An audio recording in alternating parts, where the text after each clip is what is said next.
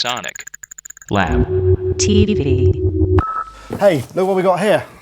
Dave Smith Mopho Keyboard, eagerly awaited, announced at Mesa. I think we saw a little preview of it. Just arrived hot off the van. Let's take a look. What we've got in here. Ooh, look at that, custard yellow. Looks a bit like road sign warning colours. Let's open it up and have a look. What essentially the Mopho keyboard is a keyboard version of the Mopho module, or you could think of it as a single voice of the recent Tetra synth, which is something I reviewed quite recently, or at least maybe last year, which is a 4-voice.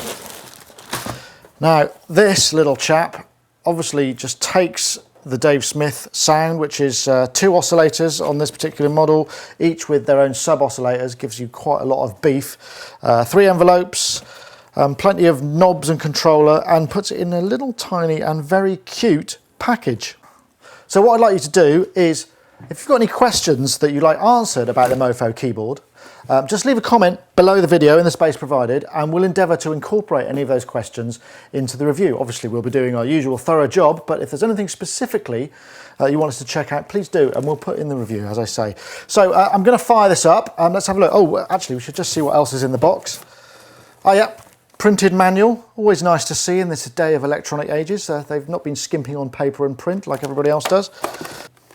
Let's have a look. We've also got the power supply here, and this is one of those multi-voltage ones with a different face.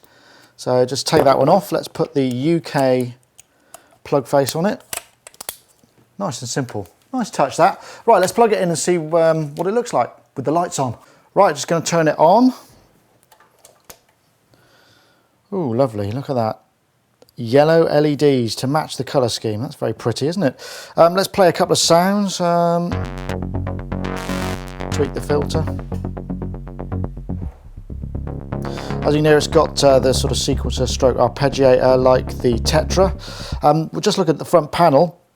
3 envelopes, switchable. You can select which one you're editing, or all 3. Same with the oscillators. Plenty of knobs here to be tweaking your sound. That was the one. That was the one problem I had with the Tetra, and that was the fact that it was just basically not very editable, and this seems to solve that problem. Pitch and mod wheel on the front. Just flip through a few more sounds. Going to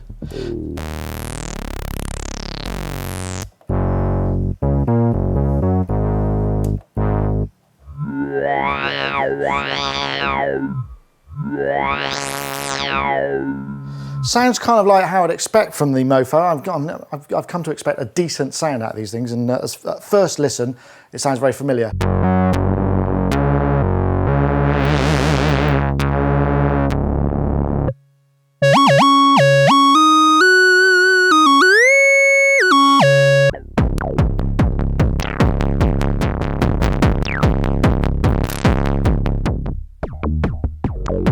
I'm not going to do too much more of this now. I'd like you to basically just fire in any questions in the space below, and we will endeavour to include them in the full review, which should be coming in the next 10 days, 2 weeks. Enjoy.